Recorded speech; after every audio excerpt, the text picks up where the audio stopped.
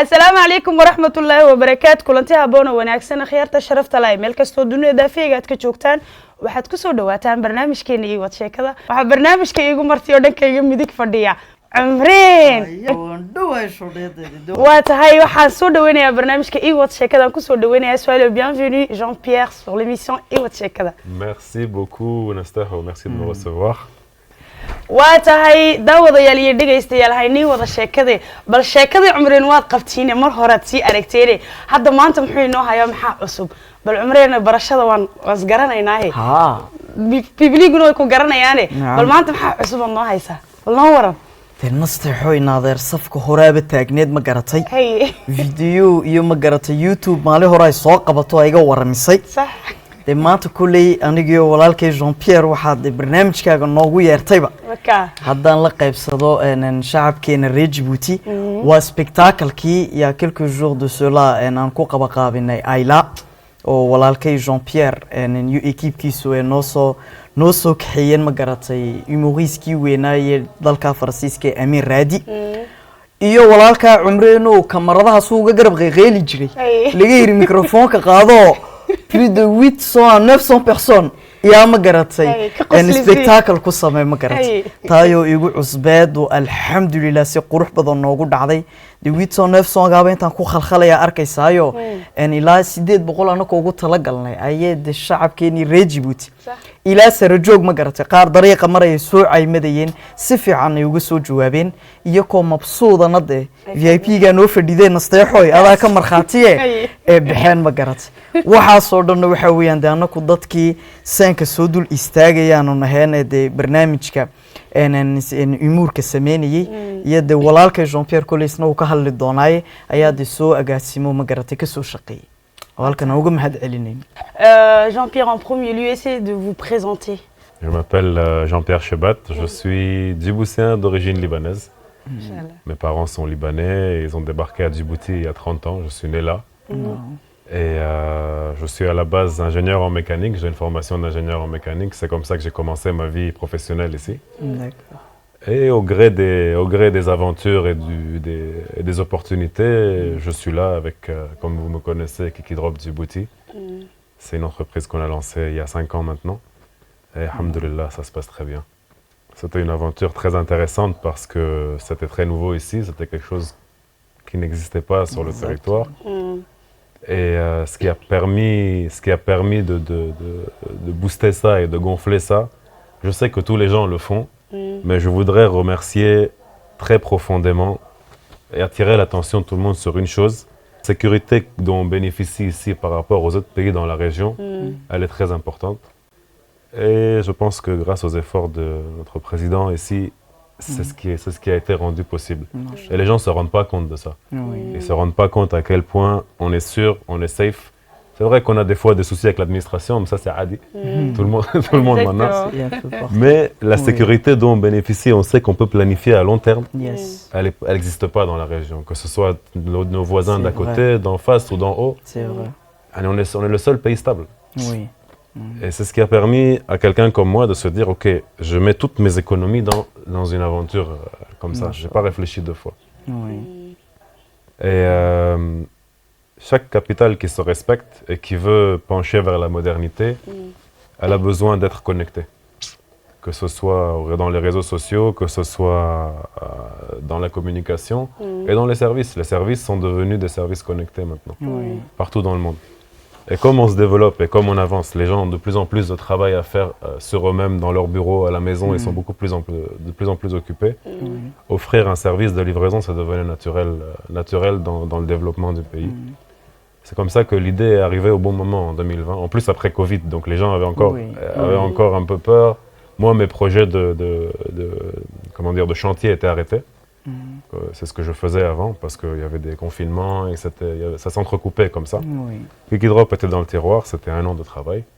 Et le moment de lancer est venu en 2020 comme ça. C'est comme ça que c'était né. Ça s'inscrit dans le développement de la ville. Parlez-nous de Amir Radi maintenant. Pourquoi en particulier Amir Radi? Pourquoi pas Ahmed Silla et les autres? Pourquoi en particulier Amir Radi? Écoutez, il y a une petite anecdote derrière ça. Mais avant tout, ça faisait longtemps que... Voilà, on est jeunes. Il y a beaucoup de jeunes dans le pays. Exactement. Omran est un jeune, vous êtes une jeune femme. Et nous sommes des gens qui travaillons toute la journée, on a besoin de divertissement. Exactement. Et c'est quelque chose qui est relativement rare sur notre territoire. Et ça, les idées ont commencé à germer. On se demandait, est-ce qu'on ramène des chanteurs? Est-ce qu'on ramène des danseurs? Est-ce qu'on fait venir... Parce qu'à chaque fois que quelqu'un voulait voir quelque chose comme ça, il devait prendre un billet d'avion, aller à l'étranger, voyager. Et je me disais, mais on est une capitale, je veux dire, on n'est pas en arrière.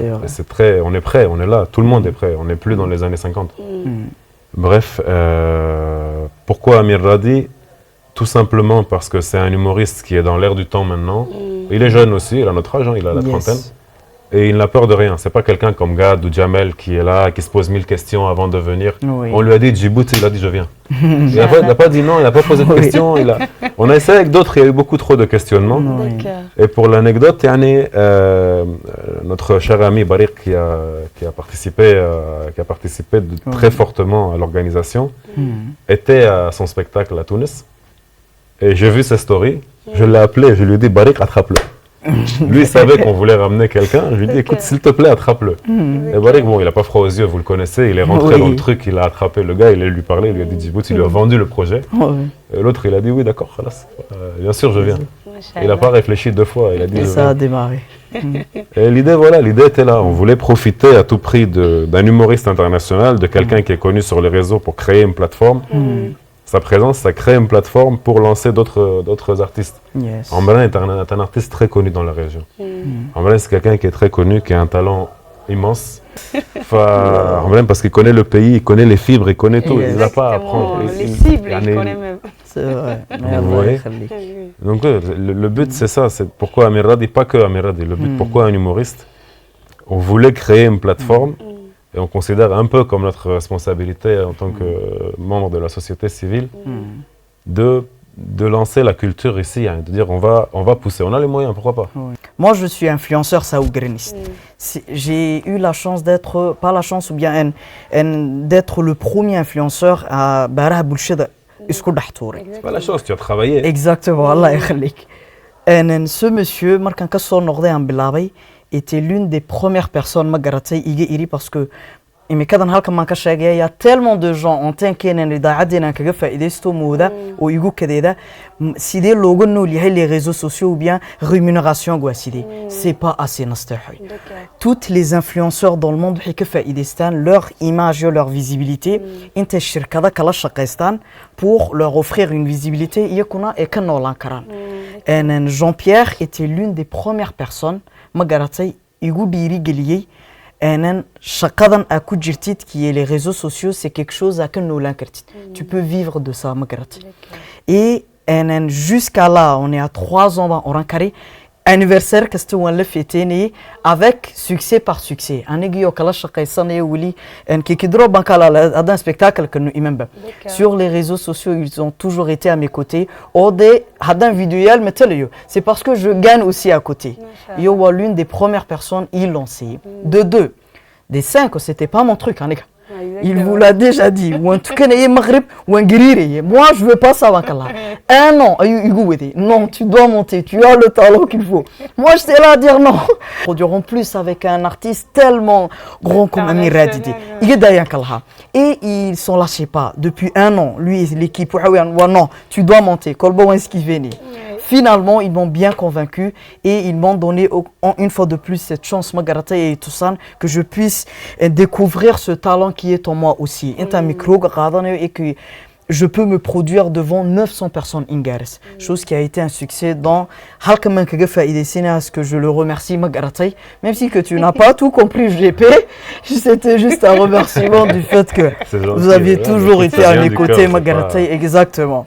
Donc, pour continuer la scène, wax kaste hormuudun buu u baahan yahay ma garatay anakiina markaa réseaux sociaux gi ku jirnay ee de youtuberada ma garatay wax naga hor jooga ma jiraan oran karayaa ma garatay anigii alaise baan ku hadlay devant l'écran yo aniga de si fiican dadku noogu xirnaayeen mais tu dois toujours te lancer sur un autre challenge ma garatay iska fiican tahay inta c'est toujours l'humour waa qosolkiyo de dadkii halkan ka qosli jiray baa live inkastoo live ku gasii cajiibsan yahay ma garatay oo de live lagu arkaya marka una cabsidu aad jirtay hadda istuurtid ma garatay anigana waxay iga ahayd walaalahay ay riixaani de dadka kale tus walaalahaya intee de istuuri karayaano waqti fiican reer Djibouti oo dadkooga ay qaadan karayaan huno on a perdu ce côté intaan lacag bixino intaan soo baxno anaga asxaab la socona ama entre famille exactement sortons passons un bon moment anaga iska soo cashanay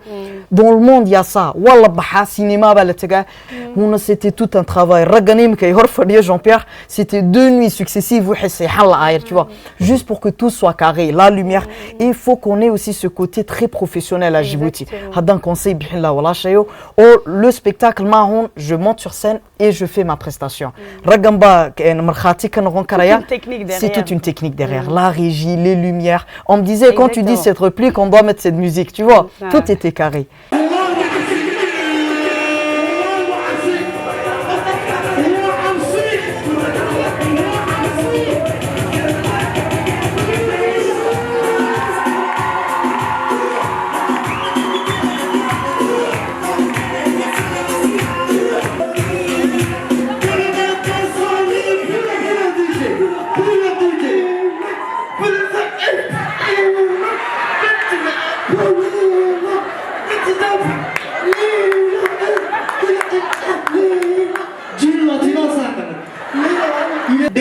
Somali, Arabic, Afari, Makabat, Mongolian, and some. Wambasatki. Hello, Amri. Can you take a life for your are you ever die at the Drogui? From Complete, he was a man. Who is going to get it? You can say, I am tomorrow, you are Amri, you are Haram, you don't have some work enough, or come Haram. Don't leave, I'm there at the wedding. Adigi want the Rebecca Sassifa du Zoom College. C'était l'original. Ils ont essayé de poser quelques questions. Do you do? I do. Do you do? I do. You say you do. How do you have the well? I have the well. Do you knock the house? I knock the house. Now with the 12, now with up.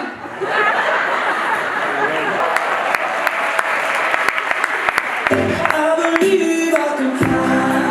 See me running through the open door. I believe I can fly. Live, I can live. I'm a I can live. 3 km², le pays est petit. Is a very, very big booty. What's up? Is in the football with the mama. Yes, I. You need the passport, but Allah, baby.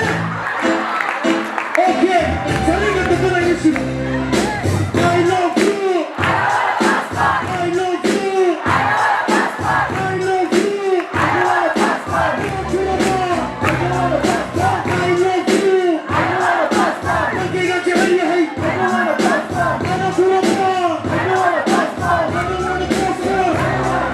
Tout le monde était très surpris du résultat. Il y en a qui venaient par curiosité, il y en a qui voulaient le voir parce qu'ils le connaissent. Mais overall, tout le monde était surpris par l'organisation, par la mise en place, par tout s'est très bien passé.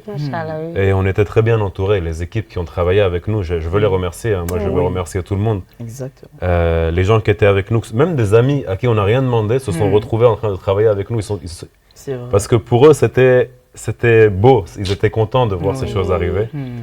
Donc, je peux remercier tout le monde d'un coup. Moi, je dois remercier d'abord Barir qui était là, qui a soulevé des challenges qu'on n'avait pas vu venir, qui a l'expérience de la scène. Je veux remercier Mademoiselle Lubna, qui est la DG de Kiki Drop et qui est derrière toute l'administration derrière. Mao Digital qui a cartonné en communication. Comment il s'appelle? Cabinet Incom qui était à côté de nous avec les écrans, les idées, les caméras, le filmage. C'est des gens, ils ont cru au projet, ils étaient là, ils m'ont dit écoutez, on est là. Exactement. Et ces gens sont tous des professionnels dans leur domaine. Et ils ont fait leur travail.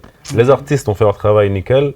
Les gens qui faisaient chacun leur tâche On fait leur travail à la perfection et ça a donné l'événement que vous voyez. Exactement. Et voilà, moi personnellement, au niveau personnel, si je dois remercier une personne aussi depuis mon enfance jusqu'à aujourd'hui, c'est mon père, Monsieur Georges.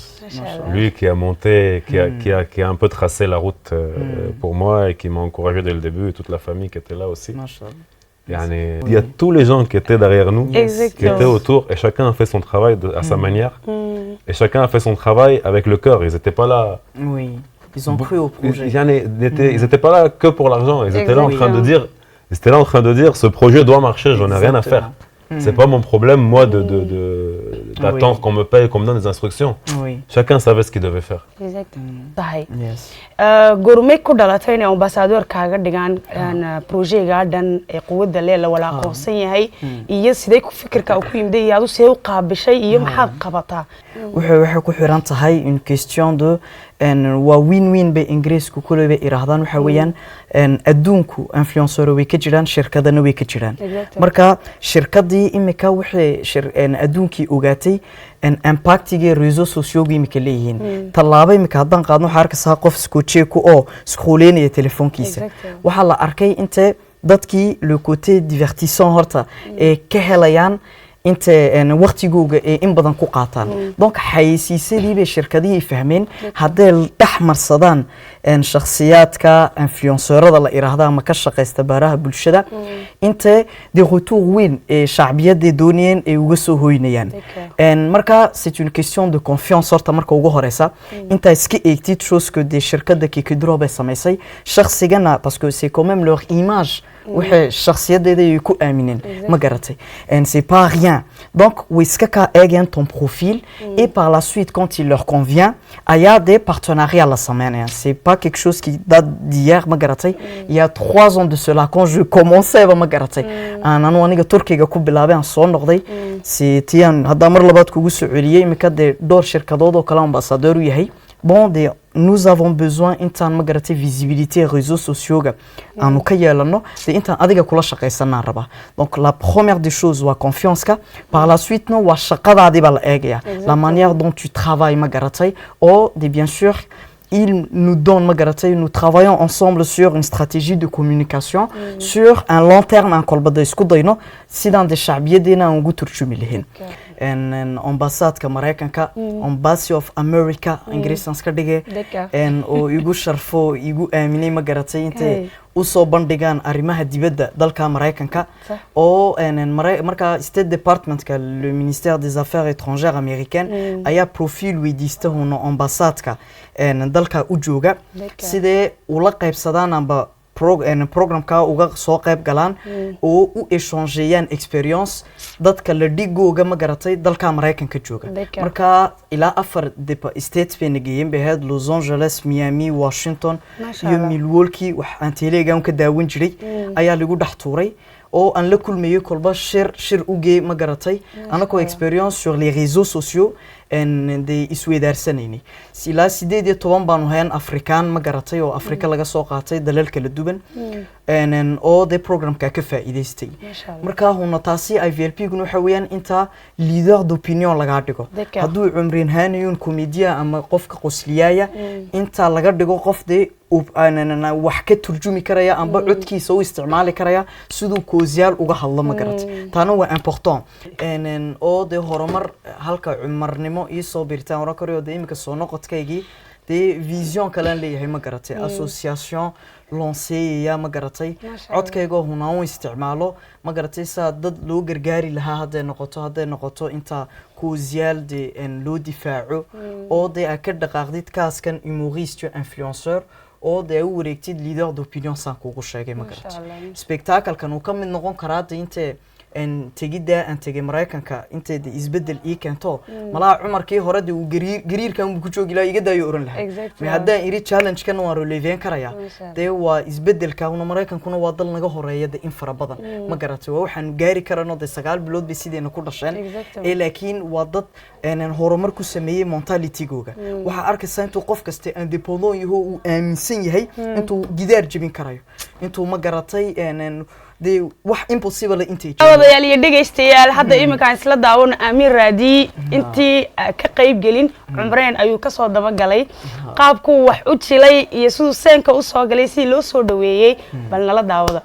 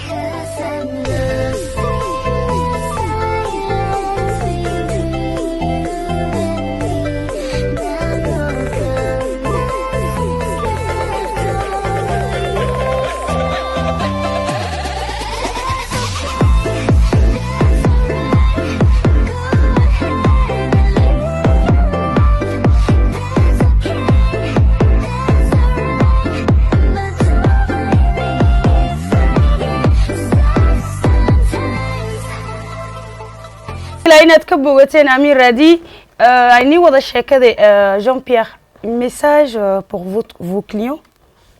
Sans eux, on n'existerait pas naturellement.